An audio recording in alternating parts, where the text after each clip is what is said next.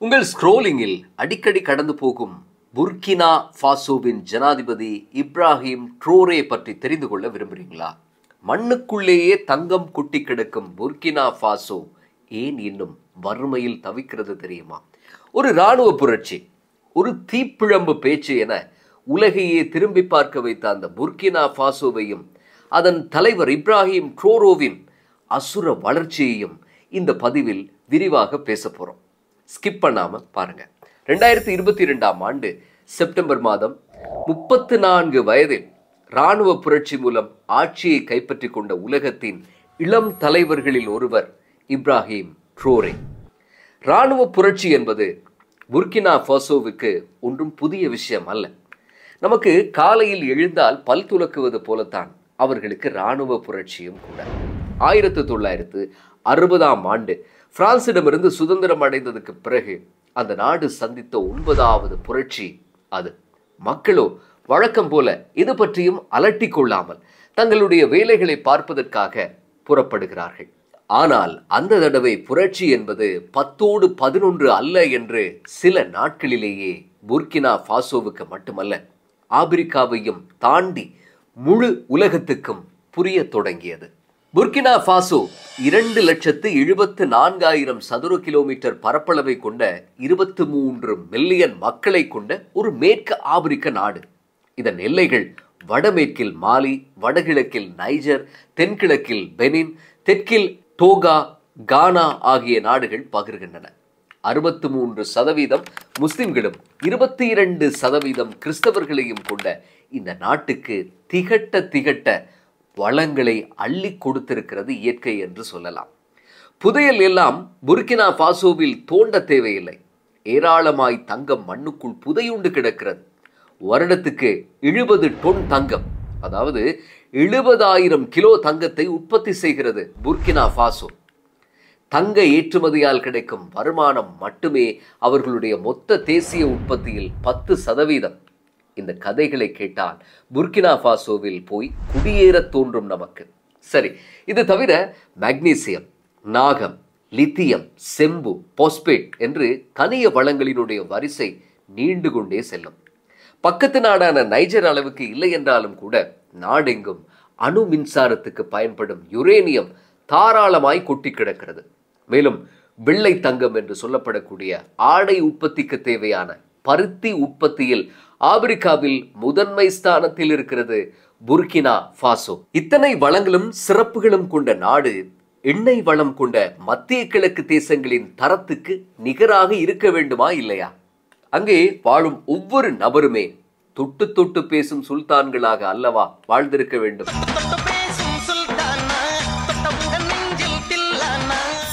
நமது இலங்கை நாட்டின் பிரஜையொருவரின் சராசரி தனிநபர் வருமானமே $4,500 இருக்கும் போது புர்கினா ஃபாசோவில் பொதுஜனத்தின் தலா வருமானம் எப்படி வெறும் $800 சுருங்கி போயிருக்கிறது? இந்த கேள்விகளுக்கெல்லாம் ஒரே வரி பதில்தான், பிரான்ஸ். இப்படி வளமும் கனிமங்களும் நிறைந்த ஆப்பிரிக்காவை கூறு போட்டு திமிர்த்தனமாய் இருண்ட கண்டம் என்று பெயரும் சூட்டிக்கொண்டு பிரான்சும் பிரிட்டனும் 19ஆம் நூற்றாண்டில் ஆளத் தொடங்கினார்கள். பிரிட்டன் 22 காலனிகளும் பிரான்ஸ் 20 காலனிகளுமாக 95% மேற்பட்ட ஆப்பிரிக்க நிலப்பரப்பை 2 எஜமானர்களும் கபளீகரம் செய்தார்கள் என்றே சொல்ல முடியும். 1896 64 வருடங்கள் பிரான்சிடம் அடிமைப்பட்டிருந்த புர்கினா ஃபாசோ 1960ஆம் ஆண்டு சுதந்திரம் பெற்றது என்று சொல்வதெல்லாம் வெறும் பேச்சுக்குத்தான். பிரிட்டனை பற்றி நமக்கு தெரியும்.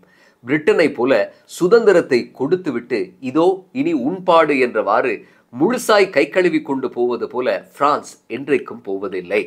தமக்கேற்ற ஒரு கைப்பாவையை அரியாசனத்தில் உட்கார வைத்துவிட்டு ஒரு கண் துடைப்பு உடன்படிக்கையை எழுதி கொள்வார்கள். ஜனநாயகமோ இராணுவ ஆட்சியோ யார் வேண்டுமென்றாலும் என்ன வேண்டுமென்றாலும் செய்து கொள்ளுங்கள், நாங்கள் தான் யுரேனியம் அள்ளுவோம், நாங்கள் தான் தங்கச் சுரங்கம் தோண்டுவோம், நாங்கள் தான் எரிபொருளையும் எரிவாயுவையும் வழித்தெடுப்போம் என்றவாறுதான் பினாமி கம்பெனிகளை இறக்கி ஆடி தீர்க்கும் பிரான்ஸ். அத்தோடு ஏதாவது ஒரு சாட்டு போக்கு சொல்லிக்கொண்டு பிரான்ஸ் படைகள் அப்படியே சர்வகாலமும் நிலை கொண்டும் இருக்கும்.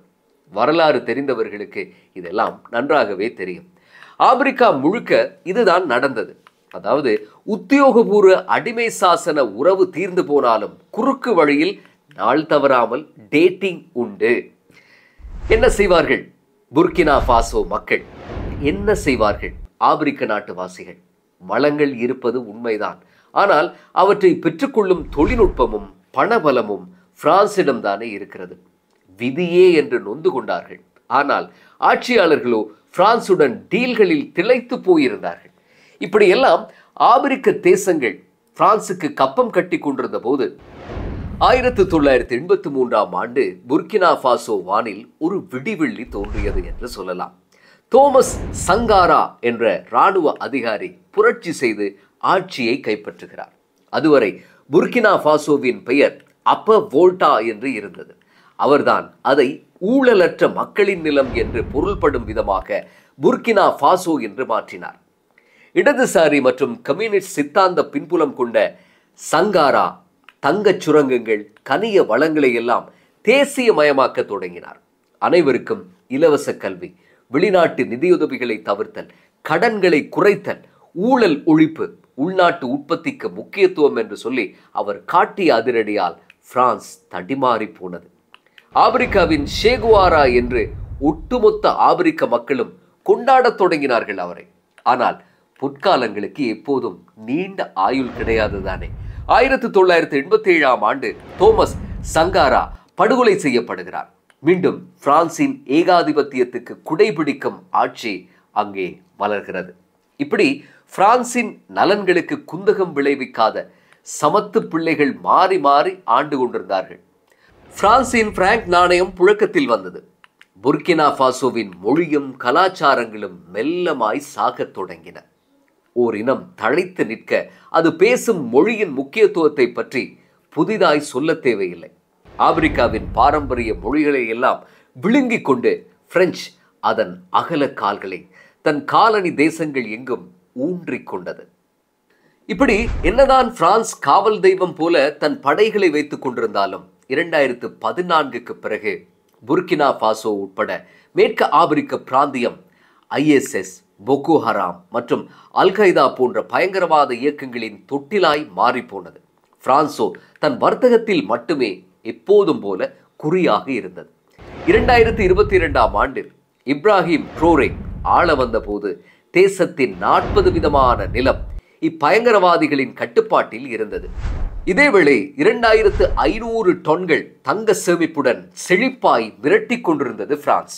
ஆம், உலகத்தின் 4வது தங்க சேமிப்பு கிடங்குதான் பிரான்சின் தங்க கருவூலம். மேலும் அணு மின்சாரத்தில் தன்னிறைவு கண்டு மிச்சமீதி மின்சாரத்தை விற்று பில்லியன் டாலர்களில் காசு பார்த்து கொண்டிருந்தது. ஆனால் புர்கினா ஃபாசோவோ தட்டு தடுமாறியபடி உணவுக்கும் சுகாதாரத்துக்கும் ஐநா சபையிடமும் சர்வதேச நாணய நிதியத்திடமும் பிரான்சிடமும் கையேந்தியவாறு புதையலுக்கு மேலே நின்று கொண்டு பிச்சை எடுத்துக் கொண்டிருந்தது. இப்ராஹிம் ட்ரோரே ஆட்சியை கைப்பற்றியவுடன் தன் ஆதர்ஷ நாயகன் தோமஸ் சங்காரா ஸ்டைலில் சுற்றி சுழன்றார். பிரான்ஸ் 24 தொலைக்காட்சி சேவையை உடன் வெளியேற்றினார். நாளடைவில் BBC உட்பட இதர மேற்கத்திய ஊடகங்களின் கடைகளும் சாத்தப்பட்டன. பிரெஞ்சு மொழி அதன் உத்தியோகபூர்வ அந்தஸ்தை இழந்து அலுவலக வேலை மொழியானது. ஆனால் பிரெஞ்சு பிராங்க் நாணயம் புர்கினா ஃபாசோ உட்பட 14 ஆப்பிரிக்க நாடுகளில் இன்னமுமே பாவனையில் உள்ளது.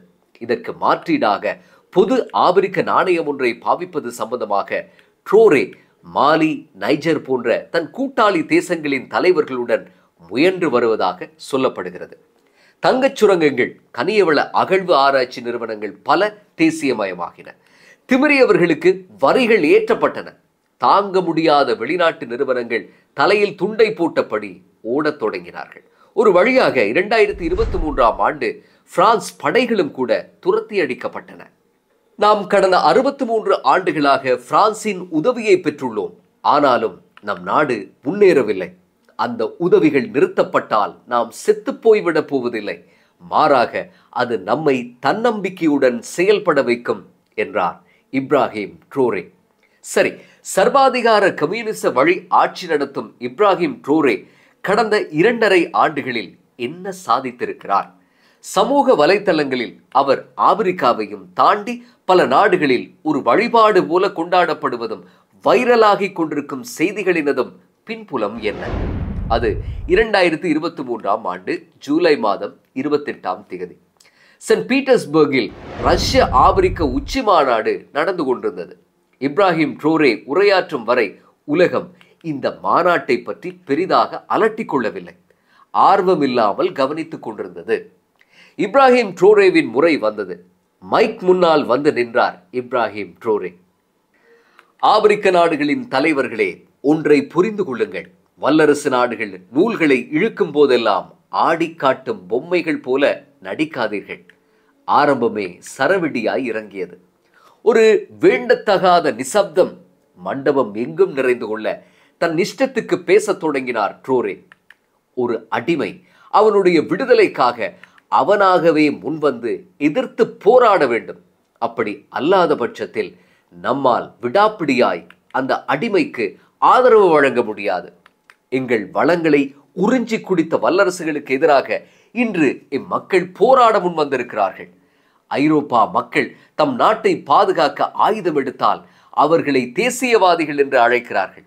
நாம் அவ்வாறு செய்தால் நம்மை தீவிரவாத ஆயுத குழு என்று தூற்றுகிறார்கள். எமது முன்னோர்கள் பலவந்தமாய் ஐரோப்பாவுக்கு இழுத்துச் செல்லப்பட்டார்கள். அவர்கள் விடுதலை போரில் பங்கேற்க வைக்கப்பட்டார்கள். எல்லாம் முடிய அவர்களின் அடிப்படை உரிமைகளை கேட்டபோது படுகொலை செய்யப்பட்டார்கள். இப்பேற்பட்ட ஆசாமிகள்தான் எங்கள் எதிர்காலத்தை தீர்மானிக்க பார்க்கிறார்கள். நாம் ஏழைகள், எதுவும் இல்லாதவர்கள் என்று நம்பச் செய்யப்பட்டுள்ளோம். ஆனால் அது பொய். இது ஒரு நவ காலனித்துவ அடிமை மனப்பாங்கு. நாம் அந்த மனப்பாங்கை உடைத்தெறிந்து விட்டோம். வார்த்தைகள் ஒவ்வொன்றும் தீப்பிழம்பாய் இறங்கின. சுற்றி கொண்டிருந்த உலகம் யாரப்பா இது என்று ஒரு கணம் ஸ்தம்பித்து பார்த்துவிட்டு மீண்டும் சுற்றத் தொடங்கியது. இதுதான் அந்த ஆரம்பம். இது ஒன்றுதான் அவரை பற்றிய தாராளமான மதிப்பீடுகளும் வதந்திகளும் இறக்கை கட்டி பறக்க காரணமான உபரி சரித்திரம். ஒரே நாளில் பிரபலமானார் ட்ரோரே. உலகெங்கும் ரசிகர் மன்றங்கள் உருவாகின. ட்ரோரே தன் நாட்டின் மொத்த கடன்களையும் அடைத்து விட்டதாகவும், புர்கினா ஃபாசோ வாசிகள் அனைவரின் வரிகளும் ரத்து செய்யப்பட்டிருப்பதாகவும் டிக்டாக் மற்றும் ஆப்பிரிக்க சமூக வலைத்தளங்களில் உற்பத்தியாகி பரவி கொண்டிருக்கும் செய்திகள் எல்லாம் அபத்தமானவை. புர்கினா ஃபாசோ சிரமத்துடன் தம் கடன்களை செலுத்த தொடங்கியிருந்தாலும் ஆனாலும் இன்னமும் $5 பில்லியன் அளவில் அதன் கடன்கள் இருப்பதாக சொல்லப்படுகிறது. மேலும் R Kelly, Rihanna, Justin Bieber போன்ற பிரபல பாடகர்கள் ட்ரோரோவின் புகழ்பாடும் ஆர்டிபிஷியல் இன்டெலிஜென்ஸ் வீடியோக்களும் தாராளமாய் உலவுகின்றன. சில நேரங்களில் எது உண்மை எது பொய் என்று குழப்பம் ஏற்படும் அளவுக்கு போலிகள் இங்கும் வியாபித்துள்ளன. இதே போல சவுதி அரேபிய இளவரசர் சல்மான் 200 பள்ளிவாசல்களை நிர்மாணிக்க முன்வந்ததாகவும், ட்ரோரே தம் நாட்டில் போதுமான பள்ளிவாசல்கள் இருப்பதாய் கூறி முடிந்தால் அப்பணத்தை தம் நாட்டின் கல்லூரிகள், மருத்துவமனைகள் போன்ற உட்கட்டமைப்பு வசதிகளை மேம்படுத்த முதலீடு செய்யுமாறு வேண்டுகோள் விடுத்ததாகவும் ஒரு பிரம்மாண்ட வதந்தி கண்டபடி உலவுகிறது. இதெல்லாம் முப்பெரும் கற்பனைகள் அன்றி வேறொன்றும் இல்லை. 2021, 2022 ஆண்டுகளில் ட்ரோரே ஆட்சியை பொறுப்பெடுக்க முன்பு 43.2% இருந்த வறுமை கோட்டுக்கு கீழ் வாழும் மக்களின் சதவீதம் 2024ஆம் ஆண்டு 24%க்குள் மட்டுப்படுத்தப்பட்டிருக்கிறது. 2022ஆம் ஆண்டு 14% இருந்த பணவீக்கம் 4.2% குறைந்திருக்கிறது. மொத்த தேசிய உற்பத்தி எல்லாம் முன்னரை விட நியாயமாய் எகிரியிருக்க, வரலாற்றில் முதல் தடவையாக ஆண்டுதோறும் உற்பத்தி செய்யப்படும் தங்கத்தில் 5% டாலர் கையிருப்பு போல சேமிக்க விசேட தங்க சுத்திகரிப்பு நிலையங்கள் ஆரம்பிக்கப்பட்டுள்ளன. 2025 முதல் 2043 வரையான காலப்பகுதிக்குள் சராசரியாக 8% பொருளாதார வளர்ச்சி வீதத்தை எதிர்பார்க்கிறார் ட்ரோரே. ஆனால் தொடரும் பயங்கரவாத தாக்குதல்களும் 2 மில்லியன்களுக்கு மேலாக இடம்பெயர்ந்திருக்கும் மக்களின் துயரங்களும் தேசிய பாதுகாப்பிலும் பொருளாதார வளர்ச்சியிலும் பெரும் தடையை ஏற்படுத்தி இருக்கின்றன. ட்ரோரேவின் அரசும் இந்த தலைவலிக்கு நிரந்தர தீர்வு காண வழியின்றி திணறிக் கொண்டிருக்கிறது. இதேவேளை ஆப்பிரிக்கா இங்கும் ஜனநாயகத்துக்கு எதிரான நிலைப்பாடுகள் அதிகரித்து வருவதாகவும், ட்ரோரே போன்ற ஒரு சர்வாதிகாரி தான் தம்மை ஆள வேண்டும் என்று ஆப்பிரிக்க கண்டம் எங்கும் ஒரு அலை பரவிக் கொண்டிருப்பதாய் சொல்கிறது பிபிசி. ரஷ்யாவின் ப்ராக்சி என்றும் ரஷ்யாவின் ஏவலாளி என்றும் ட்ரோரோவுக்கு எதிராக அமெரிக்கா வசைபாடி கொண்டிருக்கிறது. பிரான்சோ காலில் சுடுநீரை கொட்டி கொண்டது போல கோபத்தில் இருக்கிறது. ஆம், ட்ரோரேயின் பிரான்ஸ் எதிர்ப்பு ஸ்லோகங்களால் மேற்கு ஆப்பிரிக்காவில் தன் ஆதிக்கத்தை மொத்தமாய் இழந்து போய் சுருண்டு கொண்டு விட்டது பிரான்ஸ். எது எப்படியோ, மூன்றாம் உலக தேசத்திற்குரிய ஏழ்மையும் ஊழல்களும் மடத்தனங்களும் சட்டவாக்கத்துக்கு கட்டுப்படாத நிர்வாகங்களும் அமைந்த தேசத்தை ஒரு தனிநபர் என்ஜினாய் ட்ரோரே இழுத்து கொண்டு செல்கிறார். ட்ரோரே உள்ளூர் மற்றும் வல்லரசுகளின் சவால்களை எதிர்கொண்டு சாதிப்பாரா? பார்க்கலாம்.